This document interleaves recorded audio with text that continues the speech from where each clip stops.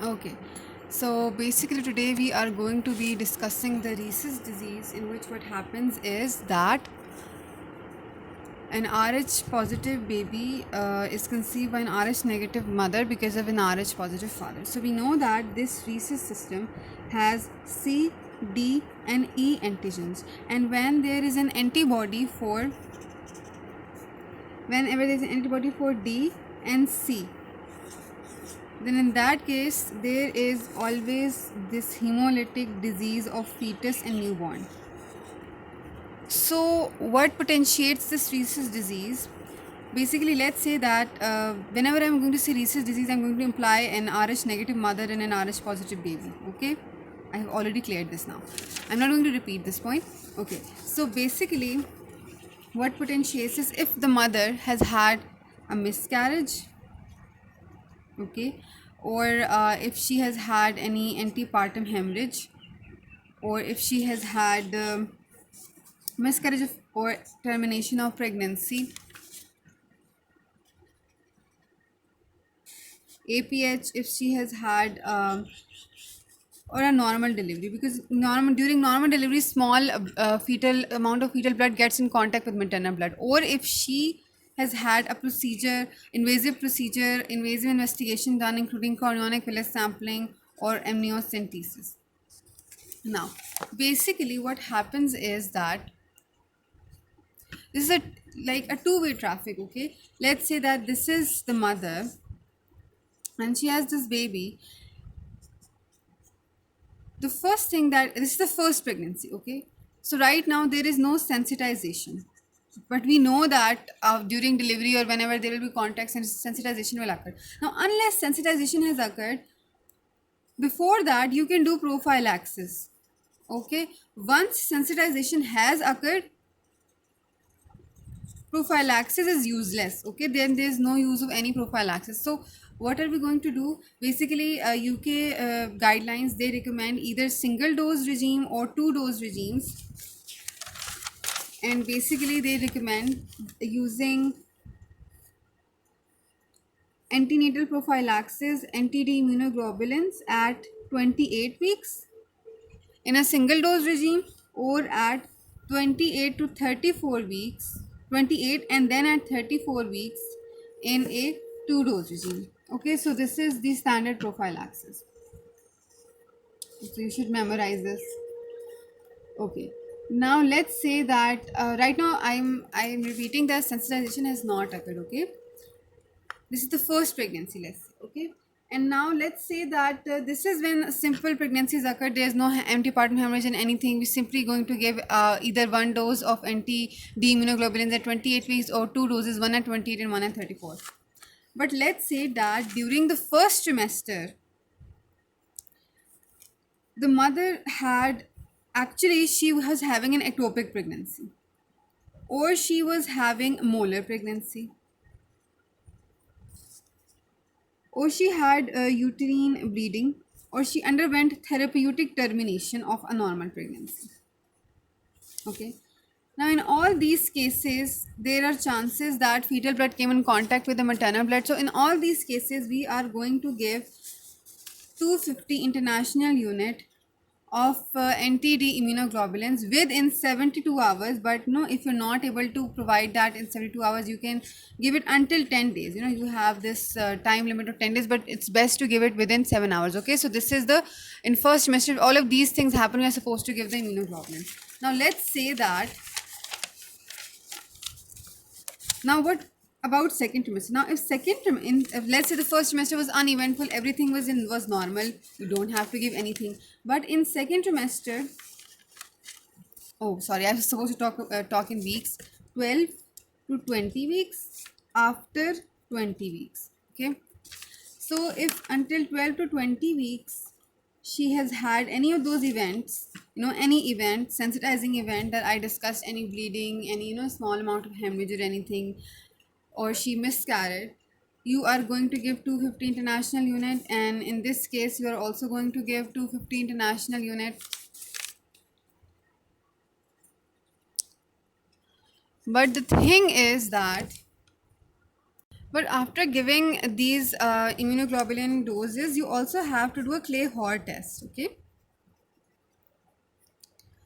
To find out whether more dosage of NTD needs to be given, and to find out if how much fetal cells have entered the maternal circulation, and if excessive have entered, then you will have to give a higher dose of the NTD immunoglobulin. Now, if any event, when I'm saying the word event, I am referring to the same things that I discussed for first trimester: molar pregnancy, ectopic or miscarriage, or any transplacental hemorrhage. Anything that leads to mixing of any invasive procedure, any chronic villus sampling or amniocentesis. Now, if it occurs after 20 weeks, then in that case, you're again going to do clay Hort test. And also, you are supposed to be doing.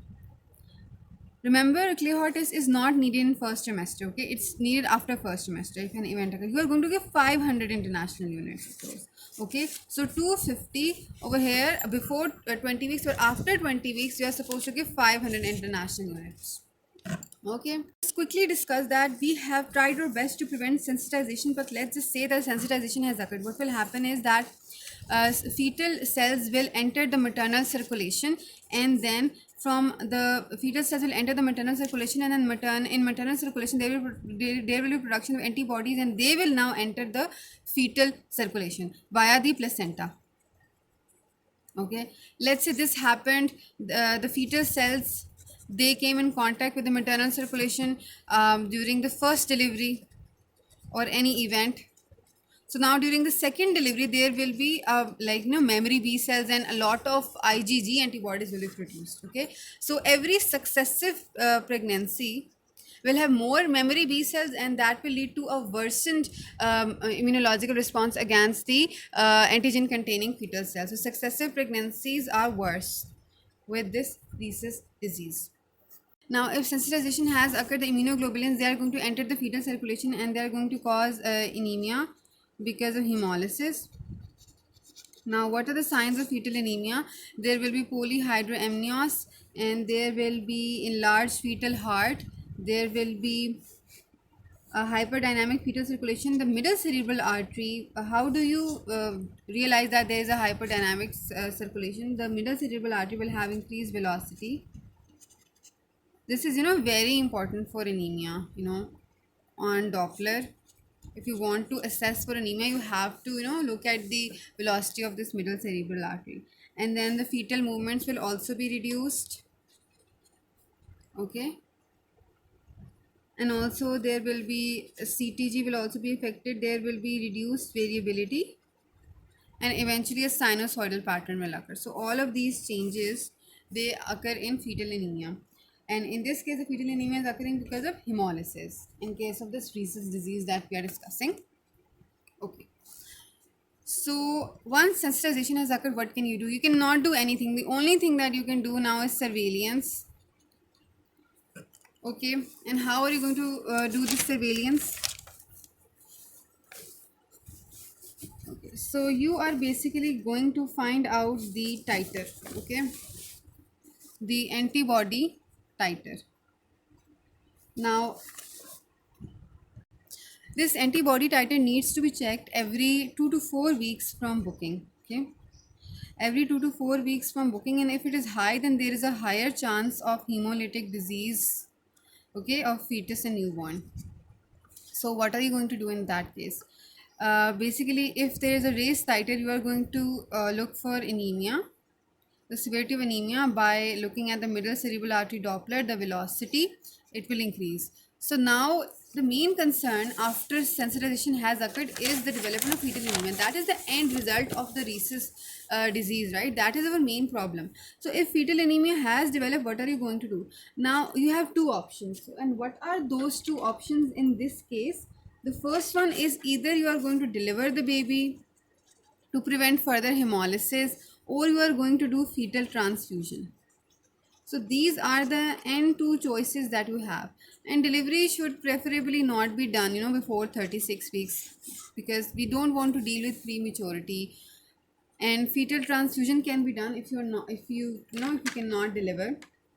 So basically, where are we going to transfuse? We are going to transfuse ideally into the umbilical vein, or into the intrahepatic vein, or we can also transfuse into the peritoneal cavity, or we can transfuse into the fetal heart.